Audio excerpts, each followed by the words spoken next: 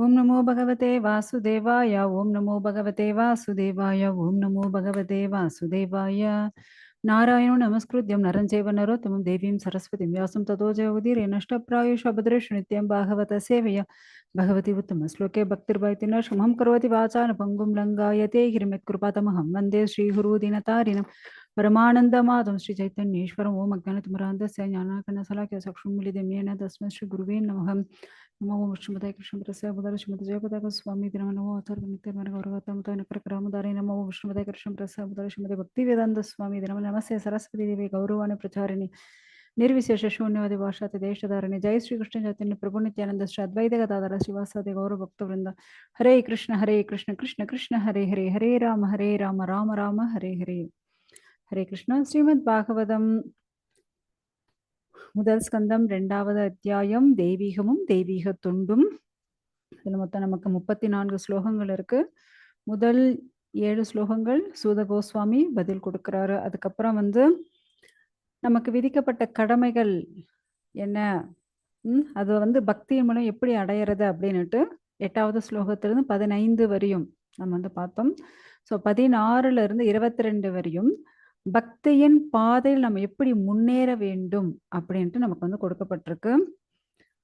அடுத்தது 23ல இருந்து 29 வரை கிருஷ்ணரை மட்டுமே வழிபட வேண்டும் சொல்லப்பட்டிருக்கு. அடுத்தது 30ல இருந்து 34 வரை என்ன இருக்கு அப்படின்னா, அந்த ரிஷிகள் கேட்டாங்க இல்லையா கேள்விகள், அந்த கேள்விக்கான 3வது கேள்வி 4வது கேள்விக்கான விடைகள் நமக்கு வரும். ஓகேங்களா? இன்னைக்கு நம்ம 21வது ஸ்லோகம் பார்க்கலாம். வித்யதே ஹ்ருதய கிரந்திஸ் சித்யந்தே சர்வ சம்சயஹம் க்ஷீயந்தே சாஸ்தி கர்மாணி திருஷ்ட ஏவாத்மனீஸ்வரே. ஸோ இப்படி ஏன்னா நம்ம எந்த ஒரு பௌதீக பற்றுதலோட பகவான் கிட்ட போக முடியாது. ஸோ பௌதீக பற்றுதல் அனைத்தையும் எந்த ஒரு எதிர்பார்ப்பும் இல்லாம எப்படி நம்ம ஒரு குழந்தைக்கு எப்படி சேவை செய்வோம்? இந்த குழந்தைக்கு நம்ம பால் கொடுத்தா எதிர்காலத்துல இவன் நம்ம வச்சு காப்பாத்துவான் அப்படின்னு யோசிப்போமா? கிடையாது. நம்ம குழந்தை எப்படி நம்ம பார்த்துப்போம்? ஏன்னா ஏன் குழந்தை, எந்த ஒரு எதிர்பார்ப்பும் இல்லாம நம்ம அந்த குழந்தைய பார்த்துப்போம் இல்லையா? ஏன்னா அந்த குழந்தைய குளிப்பாட்டுறதாகட்டும், அந்த குழந்தைக்கு உணவு கொடுக்கறது, அந்த குழந்தைக்குள்ள தூங்க வைக்கிறது, ஸோ அந்த குழந்தைய பராமரிக்கிறது அப்படின்னுட்டு, ஏன்னா அது ஏன் குழந்தை. ஸோ அதே போலதான் எந்த ஒரு எதிர்பார்ப்பும் இல்லாம நம்ம என்ன பண்ணணும்? பகவானுக்கான பக்தியை செய்ய வேண்டும். ஸோ அப்படி இருந்தாதான் நம்மளுடைய ஹிருதயத்துல இருக்கக்கூடிய அந்த கல்மஷங்கள் அறுத்தெறியப்படும். ஆக்சுவலா நம்மளுடைய இந்த ஆத்மா, ஏன்னா நம்ம அன்னைக்கு உதாரணம் பார்த்தோம், ஒரு மீன், அந்த மீனை தண்ணியில இருந்து எடுத்து வெளியே வச்சுட்டு அவங்க எவ்வளவோ சேவை செஞ்சுட்டு இருக்காங்க. ஆனா அது திருப்தியா இருந்துச்சா? கிடையாது. அதே போலதான் நாம எங்க இருந்தா சந்தோஷமா இருப்போம்? பகவான் கிட்ட இருந்தா மட்டும்தான் சந்தோஷமாக இருப்போம். அப்படி இந்த ஆத்மாவுக்கான எஜமானர் யாரு அப்படின்னா சாக்ஷாத் பகவான் தான். ஏன்னா அவர் தானே பரமாத்மா, விபு ஆத்மா இல்லையா? ஏன்னா நான் அன்னைக்கு உதாரணம் சொன்னேன் இல்லையா, ஒரு வைரக்கல் சேத்துல விழுந்து எடுத்து வச்சுட்டுச்சுன்னு வச்சுக்கோங்க, அந்த மேல அந்த சேரெல்லாம் காஞ்சி போச்சு. இப்ப அந்த வைரத்தினுடைய பளபளப்பு தெரியாது. அதை கழுவுனா திரும்ப அதனுடைய பளபளப்பு தெரியும் இல்லையா? அது போல இப்ப நம்ம மேல மூடப்பட்டிருக்கு. ஏன்னா இந்த பௌதிக கல்மஷங்கள் மூடப்பட்டிருக்கு. அது எப்ப கிளீன் ஆகும் அப்படின்னா பகவானுடைய ஹரிநாமத்தை நம்ம சொன்னா மட்டும்தான், கிருஷ்ணருக்கு நம்ம பக்தி செய்தால் மட்டும்தான் நம்மளால என்ன பண்ண முடியும்? பகவானை பத்தி பூரணமாக தெரிஞ்சுக்க முடியும். ஏன்னா இந்த பௌதிக லோகத்துல எல்லாம் என்ன? மாயையால முக்கியமா நம்ம ஜெயில இருக்கோம் அப்படின்னு சொன்னோம் இல்லையா? ஸோ அதேதான் இங்க கிருஷ்ணர் இல்லாம இல்லை, கிருஷ்ணர் எப்பயும் நிலையா நிரந்தரமா இருக்கார். இப்போதைக்கு நம்ம கண்ணுக்கு தெரியல, அவ்வளவுதான். உதாரணத்துக்கு கொஞ்சம் யோசிச்சு பாருங்க. இப்ப சூரியன் இருக்கார், அதனால நமக்கு வெளிச்சமா இருக்கு. அதே இரவு நேரத்துல சூரியன் மறைஞ்சிருக்கார், அவ்வளவுதான். சூரியன் இல்லைன்னு இல்லை, சூரியன் மறைந்து இருக்கிறார், அந்த சைடுல இருக்கார், அதனால நாம இங்க நல்லா இருக்கும். இப்ப சூரியனே இல்லை அப்படின்னா என்ன ஆகும்? அந்த இடம் ஃபுல்லா ஃப்ரீஸ் ஆயிடும் இல்லையா? ஸோ சூரியன் இல்லைன்னு சொல்லக்கூடாது, சூரியன் மறைந்து. அது போல பகவான் இப்ப நம்ம கண்ணுக்கு தெரியல.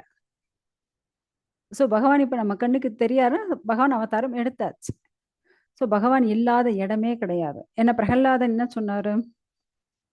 எல்லா இடத்துலயும் பகவான் இருக்கார், பகவான் இல்லாத இடமே கிடையாது அப்படின்னு சொன்னார் இல்லையா? அதே போலதான் பகவான் இல்லாத ஒரு இடம்னுட்டு எதுவுமே கிடையாது. ஏன்னா பகவான் நித்தியமாக இருக்கிறார். ஸோ இந்த அளவற்ற ஆனந்தம் நமக்கு எங்க கிடைக்கும் அப்படின்னா இந்த பக்தி பாதையில் மட்டும்தான். பக்தி பாதையை விட்டு நம்ம வேற எங்கேயாவது இப்படி ஒரு ஆனந்தத்தை அனுபவிக்க முடியுமா அப்படின்னா கிடையாது. ஸோ அப்படி ஒரு ஆனந்தம், அந்த ஆனந்தமயமான அந்த பகவானை எப்படி நாம சேவை செய்யறது, அதையும் இப்ப நம்ம வந்து பார்க்க போறோம். ஏன்னா உங்க நண்பர்கள் ஆகட்டும், உங்க சொந்தக்காரங்க ஆகட்டும், எல்லாரும் ஏதாவது ஒரு எதிர்பார்ப்போடு தான் உங்க கூட இருப்பாங்க. பகவான் எந்த ஒரு எதிர்பார்ப்பும் இல்லாம தான் என்ன பண்ணிட்டு இருக்காரு? இவன் பக்தனா இல்ல நாசிகனா அப்படின்னு பகவான் வந்து எதையும் பார்க்கறது இல்ல. எல்லாரையும் சமமா தான் பார்க்கறார். அந்த சமமா பார்க்குற மனநிலை முதல்ல நமக்கு இருக்கா? கிடையாது. ஏன்னா கொஞ்சம் யோசிச்சு பாருங்க. நம்மளுடைய நண்பர்கள், நம்மளுடைய விரோதிகள், நம்மள புகழறவா, அதே போல நம்மள இகழறவங்க. ஸோ எல்லாரையும் நாம வந்து சமமா பார்க்குறோமா? கிடையாது. ஸோ அதே நமக்கு பிடிச்சவங்கள எவ்வளோ புன்னகையோட நம்ம வந்து அவங்கள பார்க்குறோம். எவ்வளோ சந்தோஷமா அவங்கள பார்க்கும்போது அப்படி ஒரு ஆனந்தத்தோட நம்ம அவங்கள வந்து இன்வைட் பண்றோம். அதே ஒரு விரோதியோ இல்ல நமக்கு பிடிக்காதவங்களையோ நாம் அப்படி பண்றோமா? கிடையாது. ஆனா பகவான் அப்படி கிடையாது. பகவான் எல்லாரையும் சமமாக பார்க்கக்கூடியவர், எல்லாருக்கும் ஆனந்தத்தை தரக்கூடியவர். ஏன்னா இப்ப உங்களுடைய இன்னும் 1 மினிட் தான் இருக்கு. சரி இருங்க. ஹரே கிருஷ்ண மாதாஜி.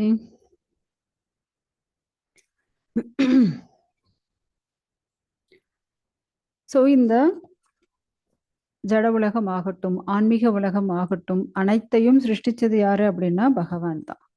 ஸோ அப்படியாப்பட்ட பகவான் எப்படி எல்லார்கிட்டையும் சமமாக இருக்கிறாரோ அதே போல நாமளும் சமமாக பார்க்கணும். ஓகேங்களா?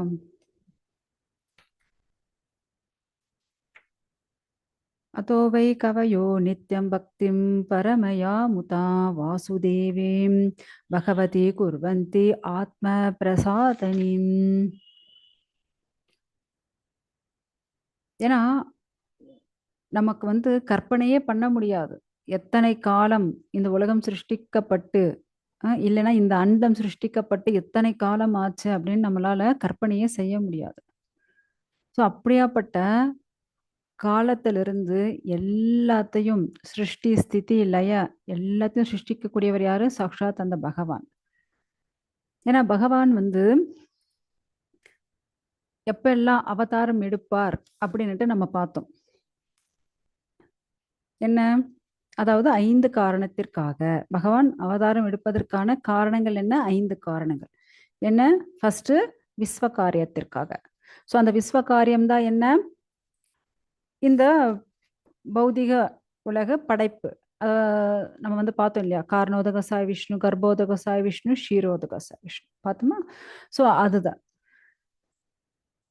அதாவது உலக படைப்புக்காக அந்த புருஷ அவதாரங்கள். புருஷ அவதாரங்கள்னா யாரு அப்படின்னா இவங்க 3 பேர் தான். காரணோதகசாய் விஷ்ணு, கர்ப்போதகசாய் விஷ்ணு, க்ஷீரோதகசாய் விஷ்ணு. ஸோ இந்த விஸ்வ காரியத்திற்காக பகவான் அவதாரம் எடுக்கிறார். 2வது என்ன? தேவர்களை ரட்சிக்கிறதுக்காக, அவங்களுக்கு ஹெல்ப் பண்றதுக்காக. 3வது பக்தர்களை காக்க, தர்மத்தை காக்க. 4வது அசுரர்களை அழிப்பதற்காக. 5வது தூய பக்தி, அதாவது ஆல்ரெடி அவங்க பக்தர்கள் தான். அப்படி பக்தர்களா இருக்கக்கூடியவங்களுக்கு இன்னும் அதிகமான அந்த கிருஷ்ண பிரேமையை கொடுக்கறதுக்காக பகவான் வந்து அவதாரம் எடுப்பார். ஓகேங்களா? இந்த 5 காரணத்திற்காக பகவான் வந்து அவதாரம் எடுக்கிறார். ஏன்னா நம்ம வந்து பகவானுடைய அவதாரங்கள் 6 வகை அப்படின்னு பார்த்தோம். என்னென்ன வகை பார்த்தோம் நாம? பகவானுடைய இந்தந்த வகைகள் பகவான் வந்து அவதாரம் எடுக்கிறார். என்னென்ன அவதாரம்? நம்ம வந்து குணாவதாரம். அப்புறம் என்ன பார்த்தோம்? எல்லாரும் மியூட்ல வேற போட்டு வச்சிருக்கனா, சாரி. ஃபர்ஸ்ட் என்ன? புருஷ அவதாரம், லீலா அவதாரம், மன்வந்திர அவதாரம், யுக அவதாரம், குண அவதாரம், சக்தி ஆவேஷ அவதாரம். ஓகேங்களா? ஸோ இப்படி பகவான் வந்து அவதாரம் எடுக்கிறார் அப்படின்னுட்டு பார்த்தோம். அதுக்கப்புறம் பகவானுடைய அந்த விரிவங்கங்கள், ஏன்னா பகவான் தான் முழுமுதற் கடவுள், ஸ்ரீ கிருஷ்ணர் தான் முழுமுதற் கடவுள் அப்படின்னுட்டு பார்த்தோம்.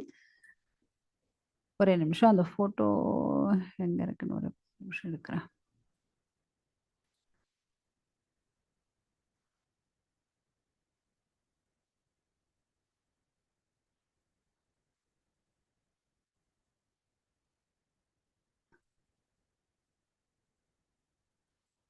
உங்களுக்கு ஸ்க்ரீன்ல வேற ஏதாவது தெரிஞ்சிட்டு இருக்கும். ஒரு நிமிஷம் நான் திரும்ப க்ளோஸ் பண்ணிட்டு உங்களுக்கு ஆன் பண்ணிட்டு பாருங்க. ஓகே. ஸோ பகவான் கிருஷ்ணர் தான் முழுமுதற் கடவுள் அப்படின்னுட்டு எதற்காக சொல்லப்படுறது இங்க? ஏன் அப்படின்னா, ஏன்னா நம்ம இப்ப பார்த்தோம் இல்லையா புருஷ அவதாரங்கள். ஏன்னா பகவான் வந்து விஸ்வ காரியத்திற்காக அவதாரம் எடுக்கிறார் அப்படின்னுட்டு. ஸோ அவங்க இங்க இருக்காங்க பாருங்க, அந்த 3 பேர், அந்த புருஷ அவதாரம், காரணோதக சாய் விஷ்ணு, கர்ப்போதக சாய் விஷ்ணு, க்ஷீரோதக சாய் விஷ்ணு. ஆனா இது எல்லாத்திற்கும் முன்னாடி யாரு? சாக்ஷாத் பகவான் ஸ்ரீ கிருஷ்ணர். அவருடைய விரிவங்கம் தான் பலராமர். அவருடைய விரிவங்கம் தான் வாசுதேவ, சங்கர்ஷ்ண, பிரத்யும்ன, அனிருத்த முதல் விரிவங்கங்கள். ஓகேங்களா? ஸோ இவருடைய சங்கர்ஷனுடைய விரிவங்கம் தான் நாராயணர். அவருடைய விரிவங்கம் தான் 2வது சதுர்யுகங்கள். ஏன்னா இது வந்து முதல் சதுர்யுகம். ஸோ இந்த நாராயணர் கிட்ட இருந்த 2வது சதுர்யுகங்கள் வாசுதேவ, சங்கர்ஷ்ண, பிரத்யும்ன, அனிருத்த. ஓகேங்களா? ஸோ இந்த 2வது சதுர்யுக சங்கர்ஷன்ட்டு இருந்து தான் யார் வர்றது? காரணோதக சாய் விஷ்ணு. அவர்கிட்ட இருந்தா கர்ப்போதக சாய் விஷ்ணு. அவர்கிட்ட இருந்து க்ஷீரோதக சாய் விஷ்ணு.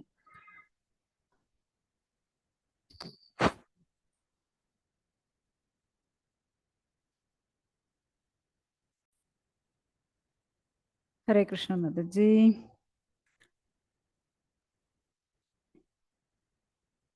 ஸோ எல்லா ஏன்னா நம்ம இவ்வளோ அவதாரங்கள்லாம் இருக்கு. ஏன்னா சில பேர் என்ன நினைப்பாங்க அப்படின்னா, ஓ எல்லா கடவுளும் ஒண்ணுதான்ப்பா அப்படின்னு நினைப்பாங்க. ஆனா கண்டிப்பா அப்படி கிடையாது. ஏன்னா கிருஷ்ணர் எல்லாருக்கும் மேலானவர். ஏன்னா அன்னைக்கு நம்ம வந்து அந்த குவாலிட்டிஸ் எவ்வளோ அப்படின்ட்டு அந்த பர்சன்டேஜ் எல்லாம் பார்த்தோம் இல்லையா? ஸோ அதுலேயே நமக்கு தெரிஞ்சிருக்கலாம். அதே போல் இங்கே நம்ம வந்து பார்த்துட்டு இருக்கோம் இல்லையா? ஸோ இதுலேயும் பாருங்க, மற்ற தேவர்கள் எல்லாம் வேற. ஓகேங்களா? தேவர்களோட நம்ம விஷ்ணுவையே ஈக்குவலாக சொல்ல முடியாது. அவரை விட மேலானவர் யாரு? பரமபுருஷ பகவான் யாரு? முழுமுதற் கடவுள் யாரு அப்படின்னா சாக்ஷாத் பகவான் ஸ்ரீ கிருஷ்ணர் மட்டும்தான். ஸோ நம்ம வந்து இவ்வளோ நேரம் என்ன பார்த்துட்டு இருந்தோம்? ஸோ கிருஷ்ணர் தான் முழுமுதற் கடவுள். அவருக்கு கீழே தான் அவருடைய விரிவங்கம் தான் பலராமர். அவருடைய விரிவங்கம் தான் யாரு? வாசுதேவ, சங்கர்ஷ்ண, பிரத்யும்ன, அனிருத்த. ஸோ அவருக்கு கீழே நாராயணர். அவருடைய விரிவங்கம். அந்த நாராயணருக்கு கீழே 2வது சதுர்யுகமான வாசுதேவ, சங்கர்ஷ்ண, பிரத்யும்ன, அனிருத்தர்கள் இருக்காங்க. ஸோ அதுக்கப்புறம் இந்த 6 அவதாரங்கள் வகைகள் அதெல்லாம் பார்த்தோம். புருஷ அவதாரம், குண அவதாரம், லீலா அவதாரம், யுக அவதாரம், இதெல்லாம் பார்த்தோம். ஸோ இது எல்லாத்திற்கும் மூல காரணம் யாரு அப்படின்னா சாக்ஷாத் பகவான் கிருஷ்ணன். இதை மட்டும் ஞாபகம் வச்சுக்கோங்க. இதை நீங்கள் கிளாஸ் முடிஞ்சதுக்கப்புறம் ஒரு வாட்டி, ஏன்னா இதெல்லாம் ஆல்ரெடி நம்ம பார்த்தது தான், திரும்ப இப்போ இந்த ஸ்லோகத்தில் வந்திருக்கிறதுனால திரும்ப ஒரு வாட்டி நீங்கள் டீட்டெயிலாக அதை பார்த்தீங்கன்னா உங்களுக்கு புரிஞ்சிடும். நெக்ஸ்ட்டு சத்வம் ரஜஸ்தம இதி பிரகிருதேர் குணாஸ்தைர் யுக்தः பரः புருஷ ஏகம் விஹாஸ்ய தத்தே ஸ்தித ஆதயே ஹரி விரி விரிஞ்சி ஹரேதீம் சம்ஞாஹ ஸ்ரேயாம்சி தத்ர கலு சத்வ தனூர் நிர்ணாம் ஸ்யூ. ஸோ பகவான் வந்து இங்க, ஏன்னா நம்ம இருக்கிறது எந்த லோகத்துல, இந்த பௌதிக உலகத்துல இருக்கும். ஆனா இப்ப நம்ம பார்க்கக்கூடிய அனைத்தும் ஆன்மீக உலகம். ஓகேங்களா? ஸோ பகவான் வந்து இங்க அவதாரம் எடுக்கணும் அப்படின்னா பகவான் அவருடைய லோகத்திலிருந்து கீழ் இறங்கி வரணும். ஏன்னா அது வந்து சுத்த சத்துவமானது. பகவானுடைய லோகம் எப்படியேப்பட்டது? சுத்த சத்துவமானது. ஆனா நாம இருக்கக்கூடிய பௌதிக உலகம் 3 குணங்களால பந்தப்பட்டிருக்கு. சத்வகுணம், ரஜோகுணம், தமோகுணம். அந்த 3 குணங்களால எப்படி வந்து அந்த வைரத்தை அந்த சேறு மூடி இருக்கோ அது போல இந்த பௌதீக குணங்கள் மூடப்பட்டிருக்கு. ஸோ இந்த 3 குணங்கள் நம்ம விடுபட வேண்டும். ஓகேங்களா? முக்கியமாக இந்த 3 குணங்கள், அதே போல இந்த பௌதிக உலகம் படைத்தல், காத்தல், அழித்தல், அதாவது சிருஷ்டி, ஸ்திதி, லயன்னு சொல்லுவாங்க. ஸோ இது அனைத்தையும் எல்லாத்திற்கும் மூல காரணம் யாரு அப்படின்னா சாக்ஷாத் பகவான் தான். ஓகேங்களா? ஸோ அப்படி இருக்கும்போது நம்ம வந்து இந்த குண அவதாரம்னு பார்த்தோம் இல்லையா? குண அவதாரம் இங்க தெரியறதா? குண அவதாரம். ஸோ குண அவதாரம் சத்வகுணம். சத்வகுணத்திற்கு அதிபதி யாரு அப்படின்னா சாக்ஷாத் பகவான் விஷ்ணு தான். ரஜோகுணம், ரஜோகுணத்திற்கான அதிபதி யாரு அப்படின்னா பிரம்மா. தமோ குணத்திற்கான அதிபதி யாரு அப்படின்னா சிவன். ஓகேங்களா? ஸோ இந்த 3 குண அவதாரங்கள், அப்ப இந்த 3 பேரும் அதே குணத்துல தான் இருக்காங்களா? அப்படி இல்லை. ஏன்னா இப்ப பிரம்மா ஆகட்டும், சிவன் ஆகட்டும், இதெல்லாம் ரொம்ப சிரேஷ்டமானவர்கள் தான். ஆனா இப்ப கொஞ்சம் யோசிச்சு பாருங்க. இப்ப எல்கேஜி டீச்சர் அதே வந்து எல்கேஜி, யூகேஜி, நர்சரி அந்த டீச்சருக்கு அந்த குழந்தைகளுக்கு எப்படி புரியணுமோ அப்படி அவங்க என்ன பண்றாங்க? ஆடி பாடி ரைம்ஸ் பாடி இப்படி எல்லாம் வந்து அந்த குழந்தைங்களுக்கு சொல்லி கொடுக்குறாங்க. ஸோ அவங்களுக்கு அவ்வளோதாங்க, அவங்களுக்கு அதுக்கு மேலே ஒன்றுமே தெரியாது அப்படின்னு நம்ம வந்து சொல்லவே முடியாது. ஏன்னா அவங்க நல்லா படிச்சு தான் வந்திருக்காங்க. நம்மளுக்கு புரியறதுக்காக அவங்க வந்து நம்மளை போல குழந்தைங்களை போல அவங்களும் ஆடி பாடி ரைம்ஸ் எல்லாம் சொல்லி அவங்க வந்து நமக்கு லெசன் எடுக்கிறாங்க இல்லையா? ஸோ அதே போலதான் இங்க வந்து நம்ம வந்து தமோகுணத்தின் அதிபதி சிவன் அப்படின்னு அவரை வந்து நம்ம வந்து ரொம்ப குறைவாக மதிப்பிடக்கூடாது. ஏன்னா வைஷ்ணவானாம் யதாசம்போ. ஸோ முதல் வைஷ்ணவர் யாரு அப்படின்னா சிவன் தான். அதனால நம்ம வந்து அவரை வந்து எந்த ஒரு நேரத்திலையும் தப்பாக சொல்லக்கூடாது, குறைவாக மதிப்பிடக்கூடாது. அதே போல பிரம்மாவும், ஏன்னா பகவானுடைய முதல் ஜீவராசியா இந்த பிரபஞ்சத்துல பகவான் சிருஷ்டிச்சிருக்கான்னு, அப்ப அவரும் கொஞ்சம் உயர்ந்தவர் தானே, உயர்ந்த ஆத்மாவாக இருக்கிறார். அதனால நம்ம வந்து யாரையுமே குறைவாக மதிப்பிடக்கூடாது. எல்லாருக்கான மதிப்புகளை நம்ம வந்து கொடுக்கணும். ஓகேங்களா? ஸோ சத்துவகுணத்திற்கான அதிபதி யாரு அப்படின்னா நம்மளுடைய சாக்ஷாத் பகவான் விஷ்ணு. ஓகேங்களா?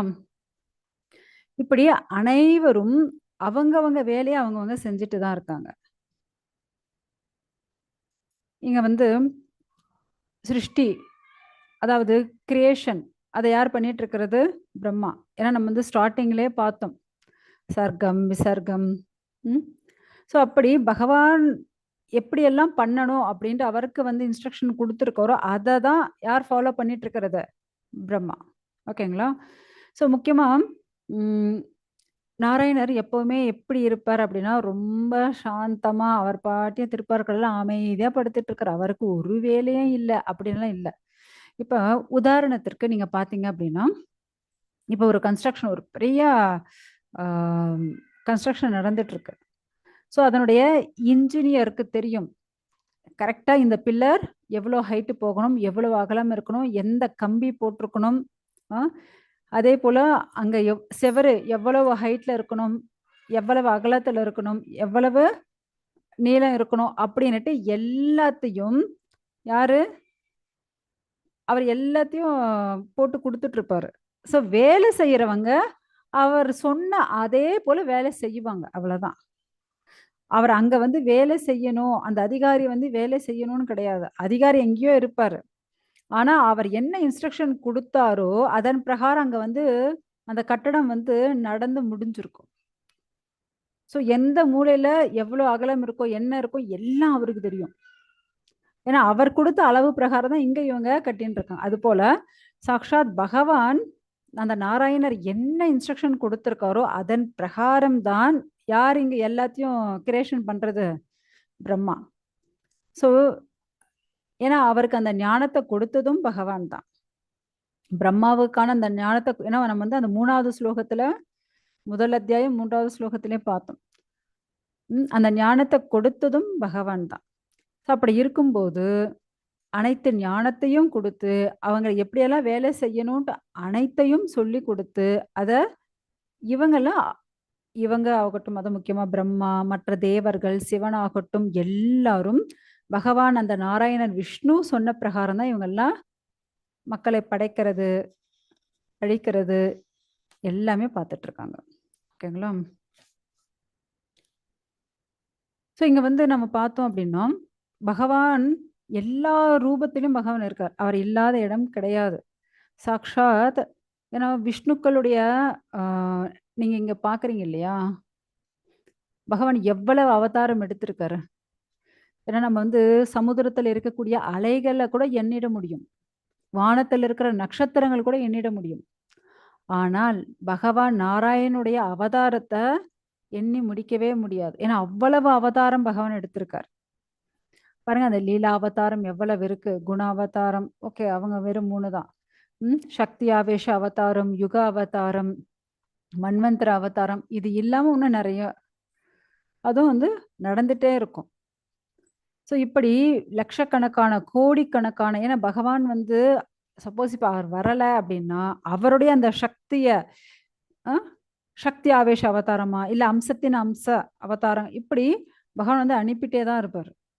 ஏன்னா இங்க வந்து எல்லாரும் வந்து ரொம்ப சந்தோஷமா, ஆனந்தமா பக்தி செய்ய வேண்டும். இல்லையா? எல்லாரும் கஷ்டப்படணும் அப்படின்னு பகவான் வந்து நினைக்கவே மாட்டாரு. யாராவது எந்த தாயாவது தன் குழந்தைங்க நல்லா கஷ்டப்படட்டும் அப்படின்னு நினைப்பாங்களா என்ன? கிடையாது. கண்டிப்பா என் குழந்தைங்க வந்து நல்லா இருக்கணும். சப்போஸ் அவங்க தவறு செஞ்சுட்டாங்களா, அவங்க திருந்தி அவங்களுடைய வாழ்க்கையில நல்லா முன்னேறணும் அப்படின்னு தான் பகவான் வந்து பார்ப்பாரு. ஸோ ஏன்னா நம்ம இருக்கிறது எல்லாமே என்ன?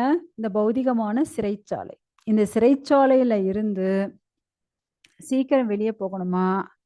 இல்ல ஏ கிளாஸ் ஜெயிலுக்கு மாறணுமா? இல்ல பி கிளாஸ் ஜெயிலுக்கு மாறணுமா? அப்படிங்கிறது அவங்க கையில தான் இருக்கு. ஓகேங்களா? அடுத்தது